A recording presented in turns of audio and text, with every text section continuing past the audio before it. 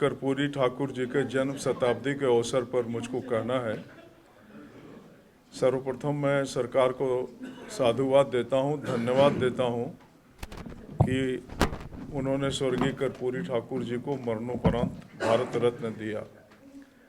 लेकिन कुछ ऐसे प्रश्न हैं इस देश के समक्ष जिस पर राजनीतिक कार्यकर्ताओं का और हम सभी लोगों का ध्यान जाना चाहिए।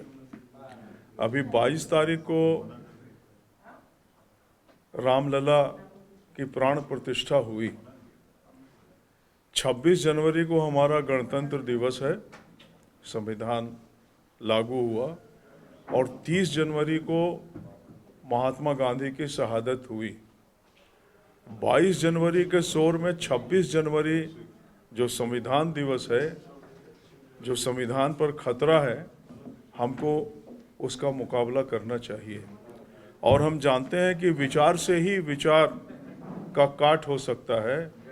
महात्मा गांधी की हत्या जिन सिद्धांतों के कारण हुई, वे सिद्धांत हिंदुस्तान के अंदर फिर से सर उठा रहा है और इस सिद्धांत को ख़त्म करने के लिए डॉक्टर लोहिया गांधी और कर्पूरी लालू जी के विचारों को समाज में बिल्कुल आक्रामक तरीके से लाना आवश्यक हो गया। तो आज के इस मौके पर 26 जनवरी जो गणतंत्र दिवस है, उसके मूल्य और उसकी आत्मा न खो जाए।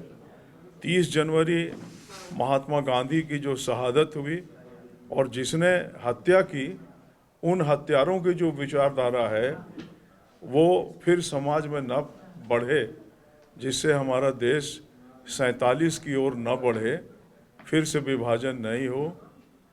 यही आज के अवसर पर मुझको कहना है।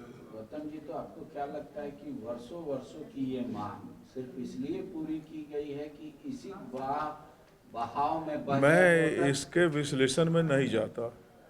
मैं जानता हूं कि 7 बार बिहार विधानसभा से विभिन्न मुख्यमंत्रियों ने प्रस्ताव पारित कर भारत सरकार को भेजा कि स्वर्गीय कर्पूरी ठाकुर जी को भारत रत्न मिले। हमारा जो जनता पार्टी का परिवार है, जिससे जनता राष्ट्रीय जनता दल बना, जदयू बना, लोजपा बनी, इसके जो प्रमुख नेता हैं, उन सबों की मांग रही है कि कर्पूरी जी को देश रत्न दिया जाए। मोदी जी बिहार आए थे तो हमारे नेता तेजस्वी प्रसाद यादव जी ने, माननीय उप मुख्यमंत्री जी ने सार्वजनिक तौर से मांग की थी मुख्य प्रधानमंत्री जी से कि कर्पूरी जी को मरणोपरांत दिया जाए भारत रत्न। तो आज दिया है, तो इसके विश्लेषण में हम नहीं जाते हैं। हम धन्यवाद देते हैं भारत की सरकार को और मोदी जी को।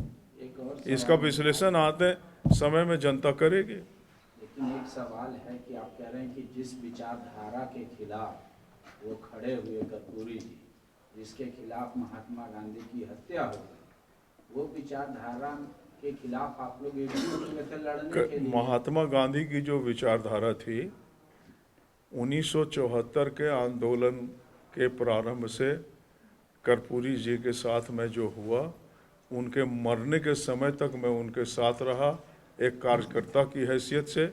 जब वो मुख्यमंत्री रहे तो मैं उनका संसदीय सचिव गृह विशेष विभाग कर रहा। उस समय हम लोगों ने गरीब लोगों को बंदूक देने को ठानी कि वो सामंतों के जुल्म से बचें। उस समय हमने नक्सलियों को छोड़ा। उस समय हम लोगों ने शराबबंदी लागू किया। उस समय हम लोगों ने अंग्रेजी को हटाया। उस समय हम लोगों ने 8वीं क्लास तक के बच्चों की फीस माफ़ की। उस समय भूमि सुधार कानून लाया गया जो आज भी अधूरा है। आज भी सामंतों का वर्चस्व भूमि पर है। तो आज भी जो समाज में नैतिकता की राजनीति होनी चाहिए, वो कर्पूरी ठाकुर का जीवन उसका उदाहरण है। वो खंडित व्यक्तित्व के स्वामी नहीं थे। जो वो खाते थे, पहनते थे, जो सोचते थे, विचारते थे गरीबों के लिए, वो सतत 24 घंटे। इसलिए कर्पूरी ठाकुर का जीवन न सिर्फ अनुकरणीय है, बल्कि एक एक कार्यकर्ता को उनके विचार को जानना चाहिए, उनकी जीवन शैली को जानना चाहिए। हम सभी आप लोगों को भी उनके जीवन को पूरी तरह से जानना चाहिए। ठीक है, लेकिन आप तो यूनाइट यूनाइट होके कह रहे थे कि हम लड़ेंगे, लेकिन यूनिटी में तो दीदी ने डाका डाल दिया। अरे दीदी ने जो कहा उस पर बयान देने के लिए हम बहुत ही लघु आदमी हैं, हम बयान नहीं इस पर दे सकते नहीं, हैं, आपकी इतने पार्टी बड़े का नेता बयान नहीं। है। अभी आपका मैंने व्यक्तिगत पहले तो हो कहा, सकता है, यूनिटी तो पहले रहा ये नहीं। कहा कि इंडिया गठबंधन जो है वो जब तक अंत नहीं होता है इसका निष्कर्ष, तब तक जितनी भी पार्टियां हैं, उनके कार्यकर्ता हैं, उनकी फॉलोइंग है, उनके नेता हैं, उनका टिकट है, सबको ध्यान में रख करके लोग अपनी बात कहते हैं। तो जब अंत होगा, अंत भला तो सब भला, इसलिए अंतिम निष्कर्ष का इंतजार कीजिए।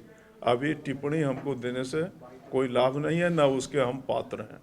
आपके नेता के पुराने बयान को कोट किया जा रहा है कर्पूरी ठाकुर के दिन जब अनाउंसमेंट हुआ भारत रत्न का, कि लालू जी कभी ऐसा भी बोला करते थे, आज तारीफ कर रहे हैं, उनकी वाहवाही कर रहे हैं। कह रहे हैं कि आज कर्पूरी ठाकुर जी के भारत रत्न देने का आज दिन है। इस दिन पर पुराने विश्लेषण पर किसने क्या कहा इसका वक्त नहीं है। राजनीति में कब कौन क्या कहता है और कब क्या करता है इसका कोई ये नहीं है।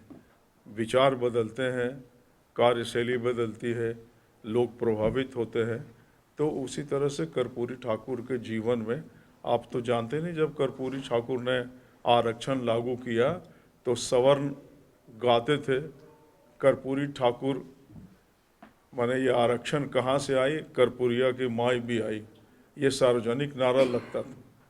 जब हम लोग गिरिडीह में सभा करने गए आरक्षण के बाद तो भारी ढेला पत्थर चला, मेरा सर फूट गया, कर्पूरी जी को भी चोट लगी। लेकिन दूसरे दिन डंके की चोट पर हरवे हथियार के साथ हम लोगों ने मुकाबला किया और वहाँ पर कर्पूरी जी का भाषण हुआ। तो कर्पूरी जी का जीवन अनुकरणीय है और उनका हृदय सिर्फ गरीब, निर्धनों और मजलूमों के लिए धड़कता था।